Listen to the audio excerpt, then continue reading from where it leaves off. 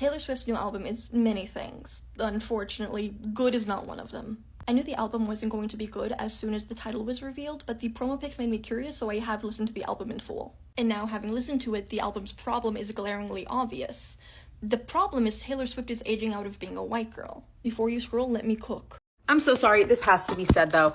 I truly believe the only reason that Taylor Swift is as famous as she is because the most average, unspectacular, boring, victim complex, self-absorbed girls who are so fucking hung up on their middle school boyfriend for cheating on them by the bleachers when they're pushing 40 now, they see themselves in her. They're like, oh, that's me. And if she's that talentless and mid and boring, and she's that famous, she's a billionaire, then that means I can do it too. 'Twas the night after Taylor drop, and all through the house, everyone was stirring, even the mouse. I am a long-time Taylor Swift lover, enthusiast lover, okay? My honest opinion, I didn't like it, and I didn't.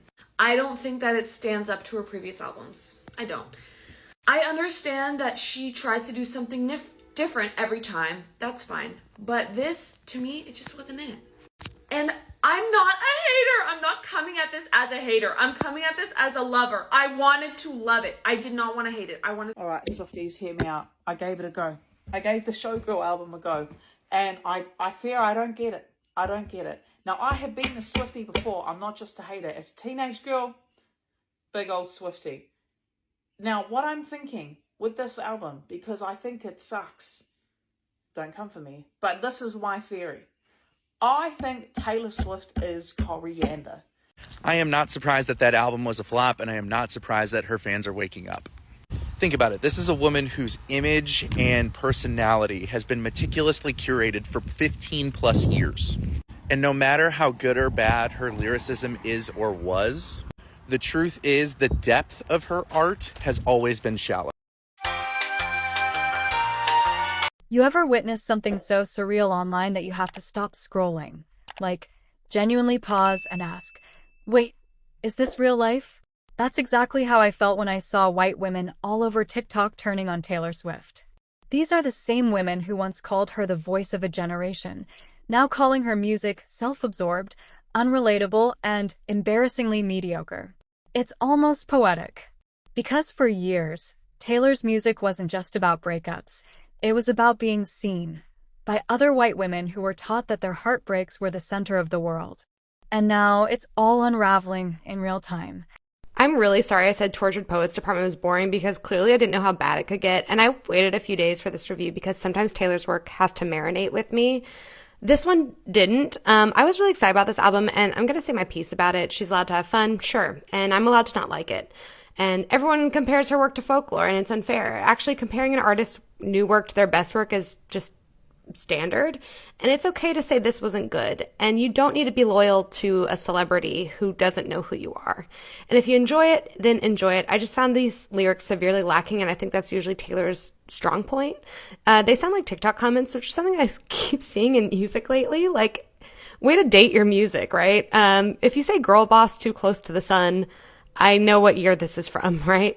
And this isn't glitter gel pen, it's crayon. And don't even get me started on the Charlie diss. If you heard Sympathy is a Knife and you thought that was a diss track, then you lack a lot of media literacy, I feel. I never listened to that song and thought, she's being mean. Nevertheless, I like the first three songs a little bit. I didn't mind them. The thing is, fun music can still be good, and let me just read you some of these lyrics, but I don't want to. Forgive me, it sounds cocky. He ahmatized me and opened my eyes. Redwood tree, it ain't hard to see. His love was the key that opened my thighs. What is this? I think we can point to some albums that were made this year that are fun but still good. Addison Rae's album, #1. I know y'all are gonna come for me, but that album was incredible. Lady Gaga's album this year, so much fun. Even, if we look at 1989, one of my favorite Taylor albums, you can be fun and still make good music. And this one just truly felt like a joke to me. And what's crazy is the other day I said, I wish she'd make a lead single before she's making all these people spend money on 24 different vinyl copies. And people in my comments were like, you don't need a lead single. We know what it's going to sound like. Did y'all? Did you really? That was a cash grab. Absolutely. Because I feel like y'all were conned. that's just my opinion. I feel like y'all were conned into buying these vinyls because I don't think I could listen to this album again. And I went back and listened to other Taylor songs just to remind me how bad this was because I feel like she was brainwashed. I don't know. I saw someone say she's not hungry anymore, and that's how it feels. Like once you get to the top, you kind of stop pushing forward. But it's crazy because I went back into her discography yesterday. I was like, where is this Taylor Swift? Anyways, this album was a flop. I don't care how mad y'all get. It's not good. Swifties know that when Taylor releases a new album, you have to give it time. You have to listen to it 3 to 5 times. You have to sit with it for a few days, let it marinate, and then you'll realize that The Life of a Showgirl is Taylor Swift's album. It is so not it. It is so low quality. It's borderline unlistenably bad, okay? It all started with the album drop, what was supposed to be the moment for Swifties everywhere. Instead, it turned into chaos. Within hours, TikTok and X, formerly Twitter, were flooded with outrage. Fans who had camped out for the midnight release were brutally honest. Every song sounds the same. She's repeating herself. I used to cry to her lyrics. Now I'm just confused. And then came the backlash from the superfans, accusing others of not understanding the art. That's when things turned nuclear. The cultural meltdown wasn't just about the music. It was about identity. For years, Taylor's fanbase, mostly young white women, saw her as a mirror. She gave them poetic permission to feel special for being sad. But this new album? It held up a mirror they didn't like. It didn't make them feel chosen. It made them feel ordinary. Life of a Showgirl, more like life of a billionaire high school mean girl. I'm a concert photographer and I own a music publication, so I listen to a fuck ton of music. I'm not saying this lightly. This is the worst album I've ever heard this year. The very first time I listened to this album, I was gardening, so I wasn't paying too much attention to the lyrics. The production and the melodies alone made me turn it off. It was so terrible. Especially coming from Max Martin, you know, he's insane in the music world for doing Britney Spears, Backstreet Boys, Katy Perry. I needed more. But honestly, it's not even Max's fault, because then I gave it another listen. I listened to every single song on the album all the way through, and even the lyrics were bad. So I guess it's just bad overall. And before you Swifties come for me, I was a Swiftie before majority of you bitches were, okay? I have the tattoo to prove it. Honestly, the track about Charlie XCX shocked me even more, especially since it was a shitty diss track. Like, I don't know, if you're gonna make a diss track, like, make it good? Like, did Eminem and Machine Gun Kelly not teach us anything? Anyways, I was pissed off after a horrible Taylor Swift album, and then what pissed me off even more was I went online today and was trying to look and see what everybody else was saying about the album, and yet again, I'm just punched in the face with horrible music journalism. Music journalism has been dead for a while. That's why I started Hard Launch. We're a non-profit music publication and we reach across the US. We specifically like to spotlight artists that are reshaping sound, resistance, and storytelling. And me and everyone on my team are members of the LGBTQ community. I don't know, if it's bold and loud and gives a damn, we love it. And if it's not, we hate it. And that's exactly what this album is. So spend the day with me, let's write a terrible album review and then publish it. Without further ado, let's head to the laptop. Let's open up a Google Doc. I always have Genius Lyrics pulled up just so I can actually look at the lyrics so I don't get anything wrong. And then I found this Reddit thread about Taylor Swift's new album. So I'm just gonna go through here and also see what other people are saying as well, because that matters and I feel like it's not included a lot in music writing. I think the intro needs to be like really punchy and should automatically say like, yeah, I fucking hate this. Okay, this is what I have so far. I think it's pretty decent. Taylor Swift's Life of a Showgirl is more like a billionaire high school mean girl from throwing shade at Charlie X too, and then I'm still thinking of what to put here. And then I kind of went through and like outlined like the big points that I want to touch on in this article. Your girl's got strong opinions, okay? The very first thing is, for me, it just doesn't sound like a 36-year-old woman like wrote this shit. It almost sounds like AI generated in a way, like there's just not much like teeth or grit to it, yet she's throwing in all of these like sexual innuendos and almost too much cursing to where it's like hard to listen to. Now like, listen, from somebody that likes metal music, like I do not care about cursing or sexual innuendos, anything like that, but she somehow did it in a way that's so untasteful. It just doesn't sound natural, and the enunciation of the curse words always has me on the fucking floor. Like she's always like fuck, or she's like bitch. I'm edgy and cool. Like, no, babe. No, you're not. You're engaged to a Pfizer-backed NFL player. Stop. Anyways, I just clicked publish on my article, so if you want to go read it, you can head to the link in bio, and I would love to hear your thoughts on the album in the comments. I'm so sorry, this has to be said though. I truly believe the only reason that Taylor Swift is as famous as she is because the most average, like unspectacular, boring, victim complex, self-absorbed girls who are so fucking hung up on their middle school boyfriend for cheating on them by the bleachers when they're like pushing 40 now. They see themselves in her. They're like, oh, that's me. And if she's that talentless and mid and boring and she's that famous, she's a billionaire, then that means I can do it too. And it's very disturbing. You guys never do anything provocative. You never actually do anything meaningful. You just kind of like victimize yourself and cry about boys. The world is burning, babe.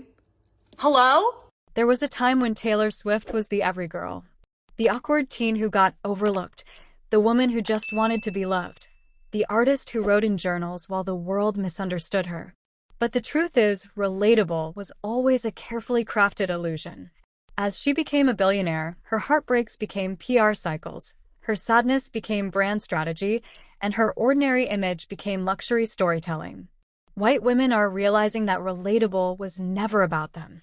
It was about control. Taylor's music once validated their emotional struggles. But now, as society changes and the internet gets louder about privilege and representation, her themes feel stuck in time. They're realizing that maybe it wasn't emotional depth. It was emotional familiarity. All right, Swifties, hear me out. I gave it a go. I gave the Showgirl album a go. And I fear I don't get it. I don't get it. Now, I have been a Swiftie before. I'm not just a hater. As a teenage girl, big old Swiftie.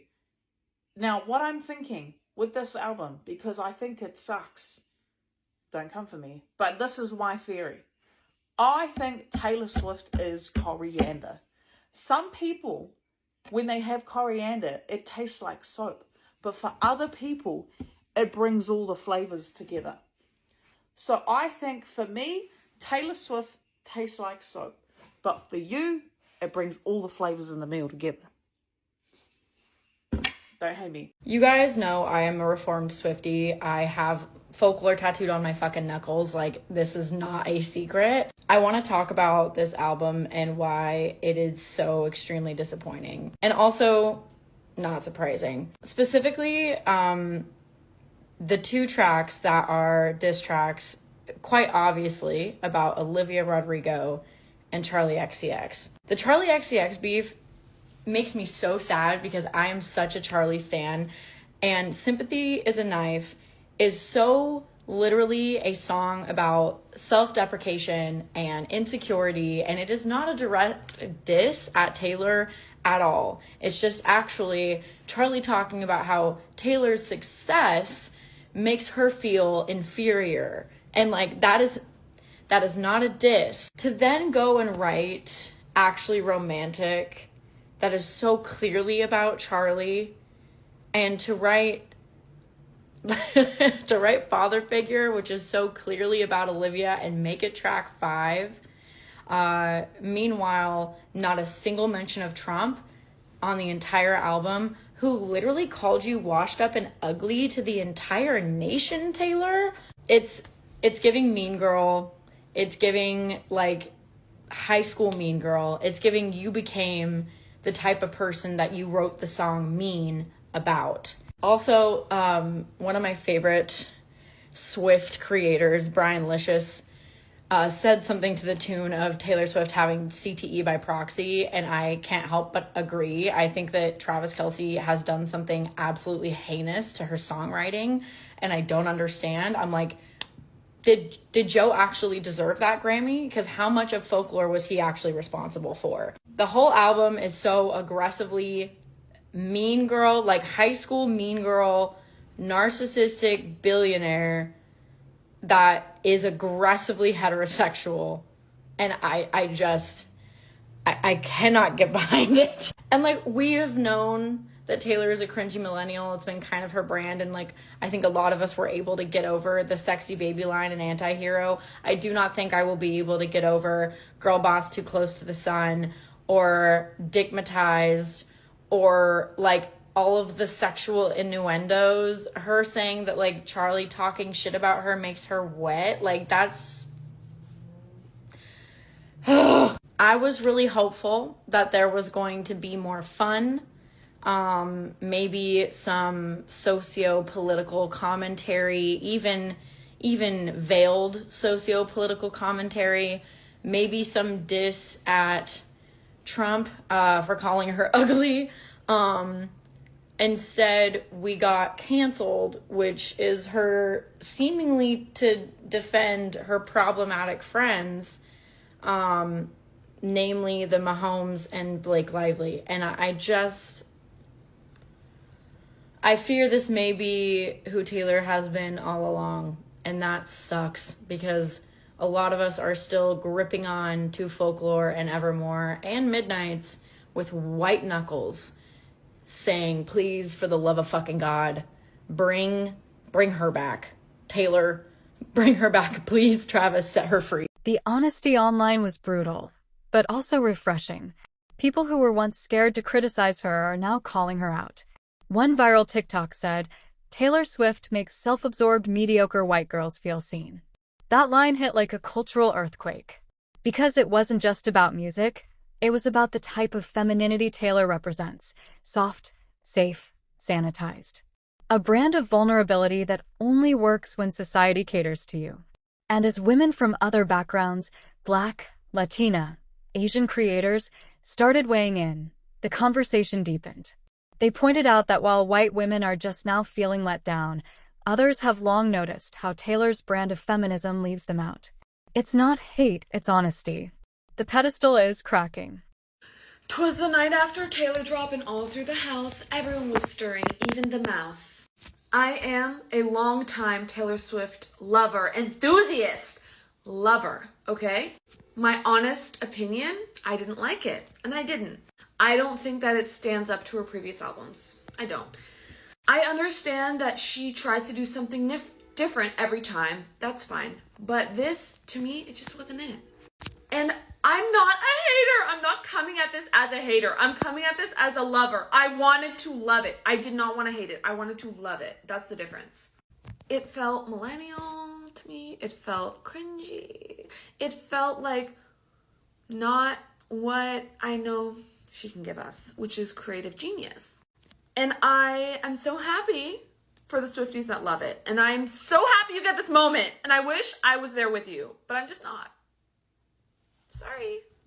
She wrote a whole song about Travis Kelce fucking her brains out, and I guess he actually did, because that was the stupidest shit I've ever heard in my life. I'm not a Swiftie. Don't shoot. Don't shoot. Don't shoot. Don't shoot.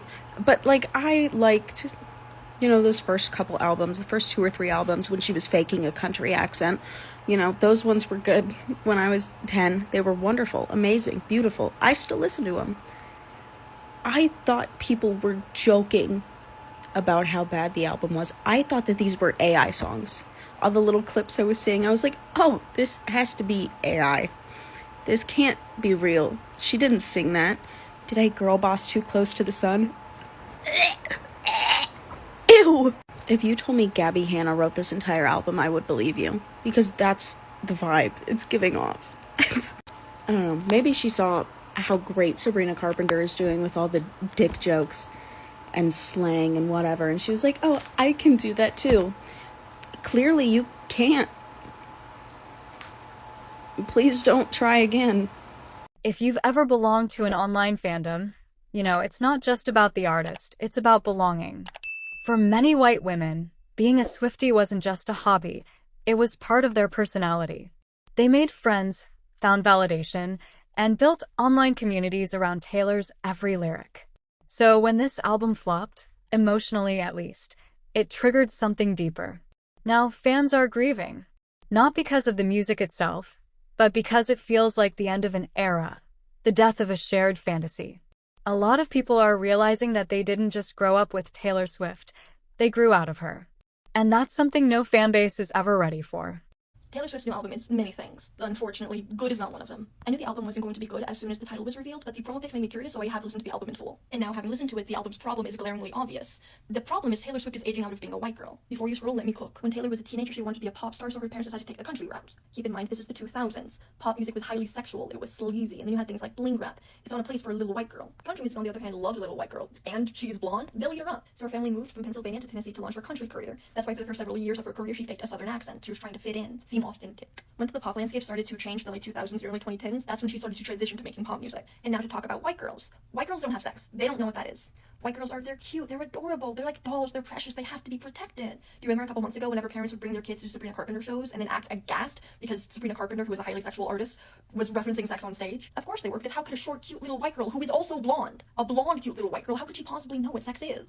It's the assumption. Women having sexual freedom and willingly engaging in sex is highly associated with blackness. You can see this most clearly when it comes to things like Disney and Nickelodeon stars. Miley Cyrus, she was Hannah Montana, all-American girl. And what does she do whenever she wanted to shed the Disney image and say, hey, I'm not just a little girl anymore? She releases Can't Be Tamed in Bangers. Ariana Grande, another cute little white girl. What does she do whenever she wants to shed the childhood image? She releases Dangerous Woman in Sweetener. They would do things like hang out with rappers. They would incorporate black music styles into their own music. So that way whenever they'd be sexual, it's like, oh, I'm not just a little white girl anymore. And over time, they would drift away from that because that wasn't who they authentically were. They were just using that as a way to escape the chains of being a white girl. Taylor Swift has never had to do that, and why would she? She makes being a white girl so fucking profitable. And the thing about Taylor Swift is that being a white girl is not just profitable for her, it's her entire brand. Because she's just like so awkward. And whenever she dances on stage, she's like bad because she's like awkward, and she loves like cats and baking and like hanging out with her fans. And she would likely continue with this forever, except for one small problem. Taylor Swift is 35 years old, and it's not like she's showing signs of aging or anything, but the brand of being a white girl is very much being a white girl. What happens in a few years whenever she's 40? What happens whenever she starts to get wrinkles? Since her middle age, it's not cute anymore to be awkward.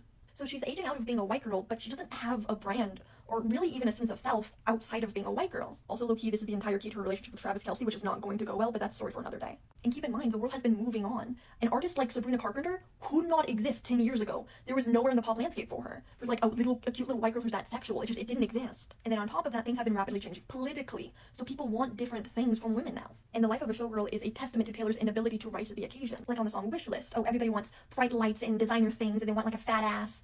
But me, then we get to the chorus, but me, I just want to have all of your kids. I want to have all of your kids, and then I want to live in a house, and I want the driveway to have a basketball hoop in it for our kids. And Taylor's personal struggle between her being her own woman and her being a cute little white girl is really embodied by the song Wood. It's called Wood because it's in reference to Travis Kelce's, it's that. But the song isn't sexual at all, because the song isn't about sex. It's about a woman justifying the fact that she has sex. The song starts with her picking petals off of a daisy. Oh, he loves me not.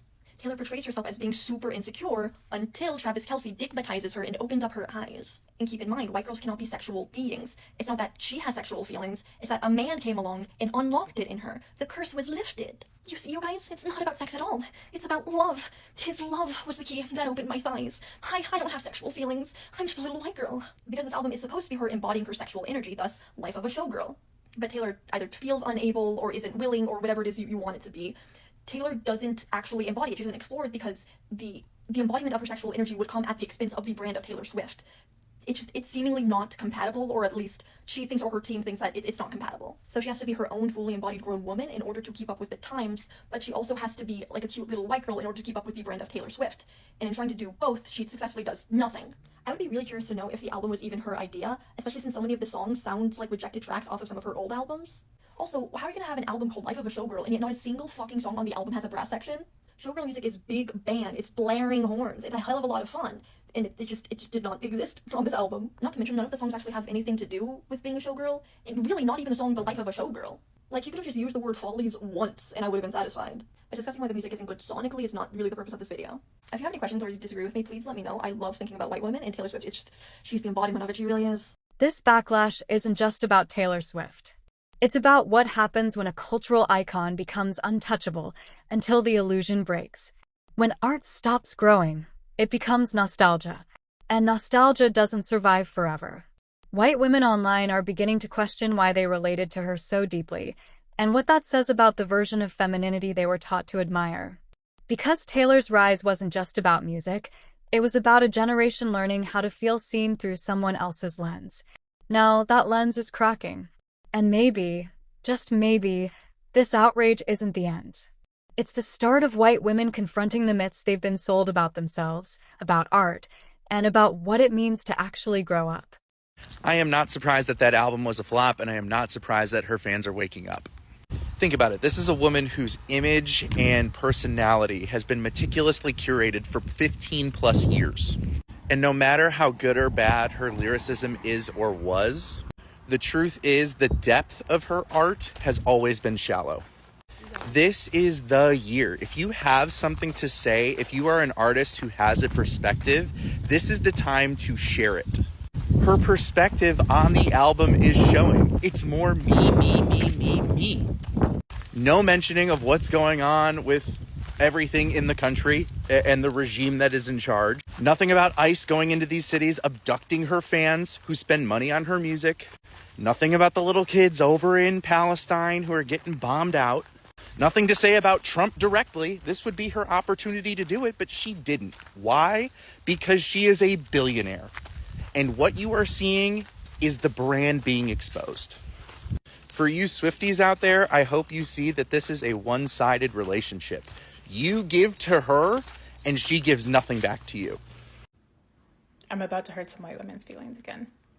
One of the really important reasons why we cannot, as white women, co-opt rest as resistance or joy as resistance from Black women is because white women, all of us, birth, nurture, and uphold white supremacy. And I'm not just talking about MAGA women or women in the Klan or women who used to own slaves. I'm also talking about liberal white women and leftist white women who, when they're told about their anti-Blackness, absolutely crash the fuck out. Until our solidarity has some fucking teeth, until our solidarity has some consistency, until our solidarity means that we are actively giving up power, that we are being inconvenienced, that we are actually in the trenches with Black, brown, and Indigenous people, our solidarity is shit. And until our solidarity is so consistent that we are in community with Black, brown, and Indigenous people, where we can actually witness their community joy as resistance, we're not even gonna know what it fucking looks like. Maybe the outrage isn't a bad thing. Maybe it's the first step toward honesty. Because real art and real growth doesn't always feel good.